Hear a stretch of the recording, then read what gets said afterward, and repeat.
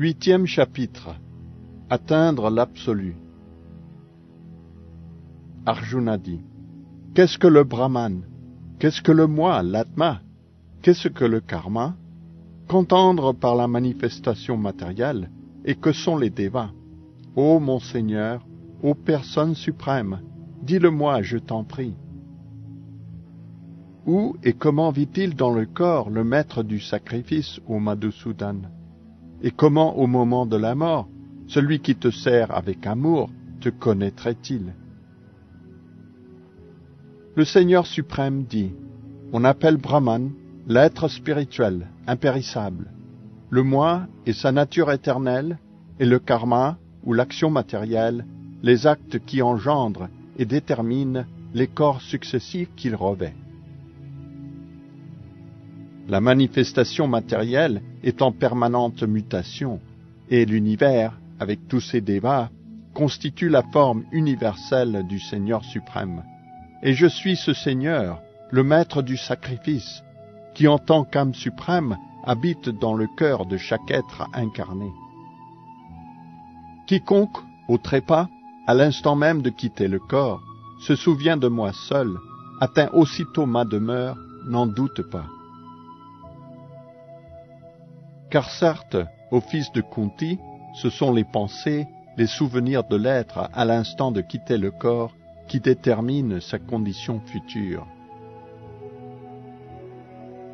Ainsi, ô Arjuna, en moi, Krishna, en ma forme personnelle, absorbe toujours tes pensées, sans faillir à combattre, comme doit le faire un kshatriya.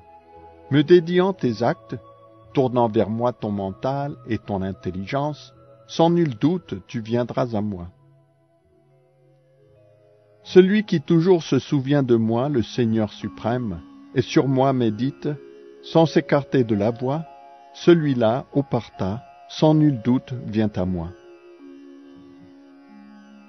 Il faut méditer sur le Seigneur suprême en tant que l'être omniscient, le plus ancien, le maître et soutien de tout, qui, plus ténu encore que le plus ténu, est inconcevable, au-delà de l'intelligence matérielle, et toujours demeure une personne. Resplendissant comme le soleil, il transcende ce monde de ténèbres, qui à l'instant de la mort fixe entre les sourcils son air vital, et avec la dévotion la plus profonde, s'absorbe dans le souvenir du Seigneur suprême, ira certes à lui.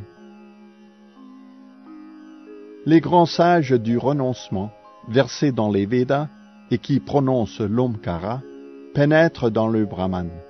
Je vais maintenant t'instruire dans cette voie de salut qui requiert la continence. Car le yoga consiste à se détacher de toute activité des sens. C'est en fermant les portes des sens, en gardant le mental fixé sur le cœur et en maintenant l'air vital au sommet de la tête que l'on s'y établit. Ainsi établi dans le yoga et prononçant la syllabe sacrée Om, suprême alliance de l'être, celui qui, à l'instant de quitter le corps, pense à moi, Dieu, la personne suprême, celui-là, sans nul doute, atteindra les planètes spirituelles.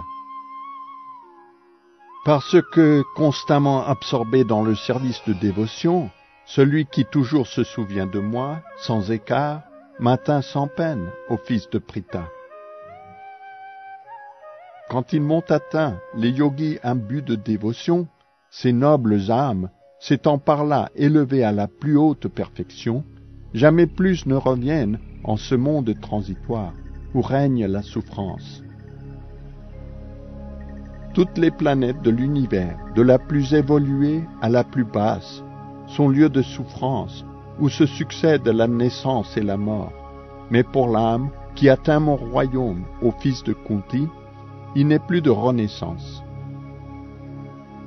Un jour de Brahma vaut 1000 des âges que connaissent les hommes, et autant sa nuit. Avec le jour de Brahma naissent toutes les variétés d'êtres, et que vienne sa nuit, toutes sont annihilées. Sans fin, jour après jour, renaît le jour au Partha, et chaque fois, des myriades d'êtres sont ramenés à l'existence. Sans fin, nuit après nuit, tombe la nuit, et avec elle les êtres, dans l'anéantissement, sans qu'il rien n'y puisse. Il existe cependant un autre monde, lui éternel, au-delà des deux états, manifestés et non manifestés, de la matière. Monde suprême qui jamais ne périt.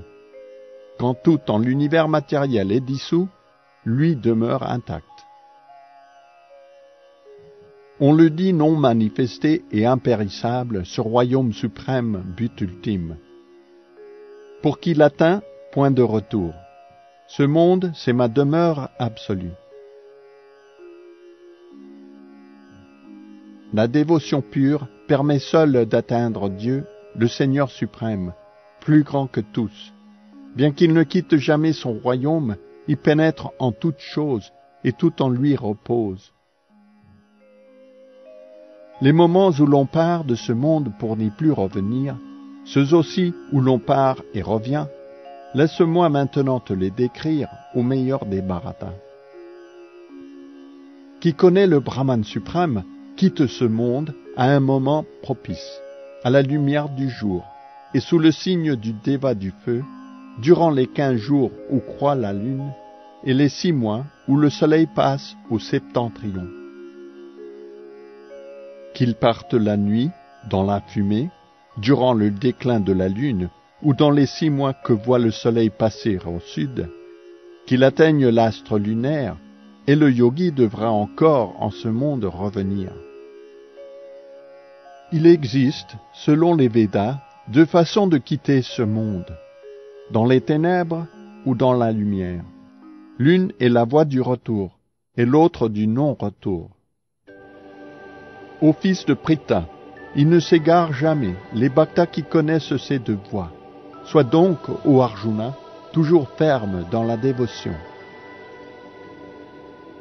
L'étude des Védas, les sacrifices, les austérités, les actes charitables, la recherche philosophique et l'action intéressée, celui qui choisit la voie du service de dévotion n'est en rien privé de leurs fruits, et à la fin, il gagne le royaume absolu.